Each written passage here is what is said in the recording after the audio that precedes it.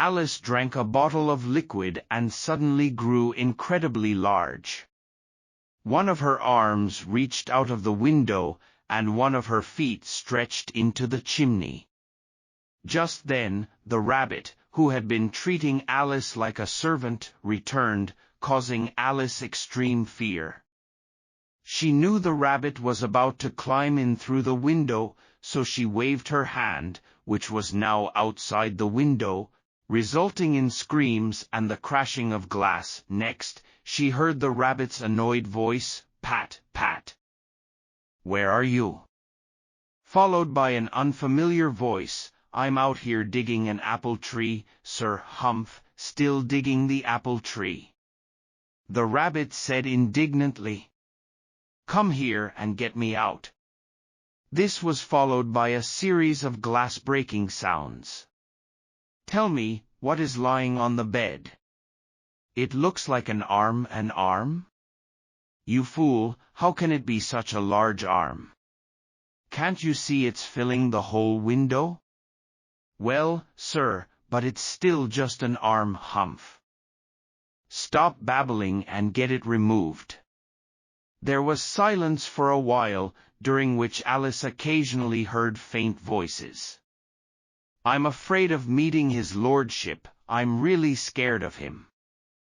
"Do as I say, you coward." Finally, Alice thrust her hand into the air once more, and this time, she heard 2 screams and more glass-shattering sounds. There must be many glass greenhouses here. I wonder what their next move is. Are they planning to pull me out of the window? Well, I truly hope they do, because I don't want to stay here any longer. She waited for a while but heard no sounds. Later, she heard the sound of small wheels rolling and the noise of many people talking. She heard someone say, "Where's the other ladder? I only have one, and Bill's got the other." "Bill, bring it here, lad, and put it up here on this foot." "No, tie them together first, it's not even halfway up yet." "Oh, that's enough, don't nitpick. Bill, grab this rope here. Can the ceiling handle it? Be careful, that tile's loose and might fall. Look down, who's going in? I think Bill should do it." "He can go down the chimney." "No, I won't do it. I won't do this. Bill should do it." "Bill, the master said you're going down the chimney." "Oh, so Bill is going down the chimney now." "Hey, it seems like they're pushing everything onto Bill. I won't play the role of Bill, to be honest. This chimney is very narrow, but I can still kick it a little." Alice said to herself. She pulled her foot back from the chimney, and when she heard a small creature scrambling and rolling inside the chimney, approaching her foot, she said to herself, "This must be Bill." At the same time, she kicked hard and waited to see what would happen next. First, she heard cries of, "The nose flew out, the nose flew out." Then, the rabbit's voice, "Hey, hey, someone by the hedge, grab him." After a brief silence, there was a commotion again. "Lift up his head quickly, don't choke him with brandy. How is he doing, old chap?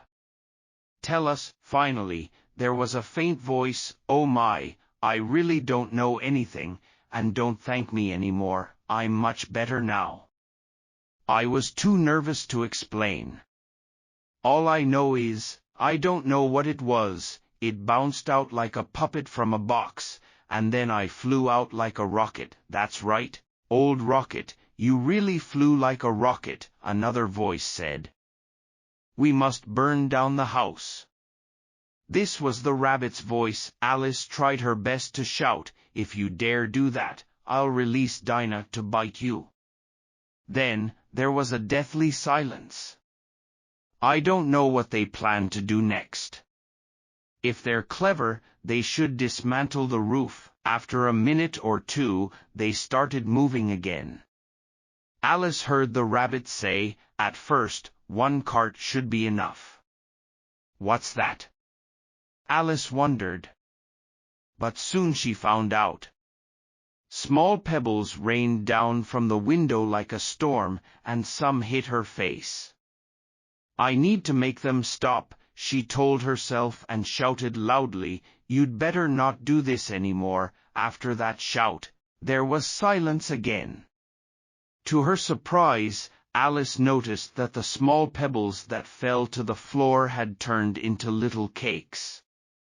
An ingenious idea flashed through her mind: if I eat one, maybe it will make me smaller. Since I can't get any larger now, it must make me smaller, right? Is that really possible?